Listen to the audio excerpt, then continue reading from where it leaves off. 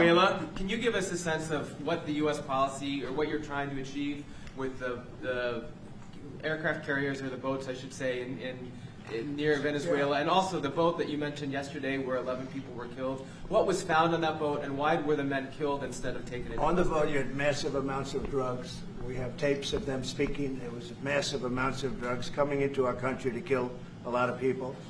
And everybody fully understands that. In fact, you see it. You see the bags of drugs all over the boat. And they were hit, obviously. They won't be doing it again. And I think a lot of other people won't be doing it again when they watch that tape. They're going to say, let's not do this.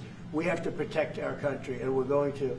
Venezuela's been a very bad actor. They've been, as you know, they've been sending millions of people into our country, many of them Tren de Aragua, some of the worst gangs, some of the worst people anywhere in the world in terms of gangs. And we had some in Washington, D.C. We took care of them very quickly, but they're out of here. They've gone.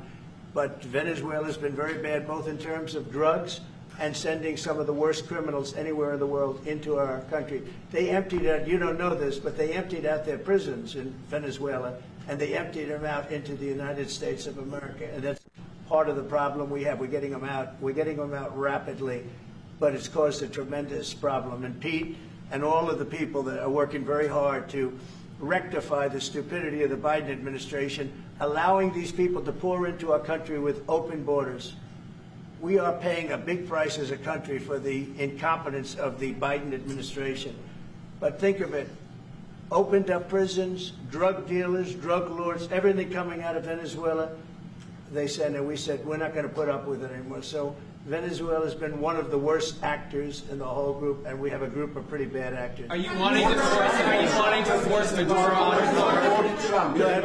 Yeah, thank you, Mr. President. At the end of this month, the government or the Congress has to pass a budget.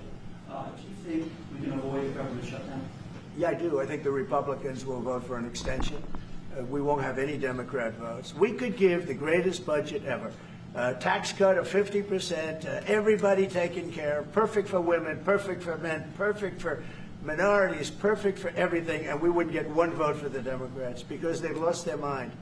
They are so deranged. They have Trump derangement syndrome, and I don't want to burn the Republican Party with it, but they really are. They've become almost sick. They actually think there is a disease. It's called Trump derangement syndrome. They've got it. No matter what we did, no matter how good, you could give them everything that they've ever dreamed of, and you wouldn't get one vote. These are sick people, and I think we're going to have a tremendous midterm.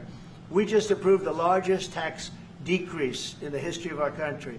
We have things, if you think of it, no tax on tips, no tax on Social Security for our seniors, no tax on overtime, deductions when you buy a car and you borrow money to buy a car. First time they've ever seen anything like this. Middle-income people get deductions. You get a deduction when you buy a car. Nobody's ever seen. And by the way, they're selling cars like crazy. Cars are pouring back because of the fact that we have tariffs. Cars are pouring back into our car plants are pouring back into our nation. They're coming from all over the world. They're coming back. You know, we lost about 54% of automobile manufacturing over a 30-year period, 35-year period. They're all coming back.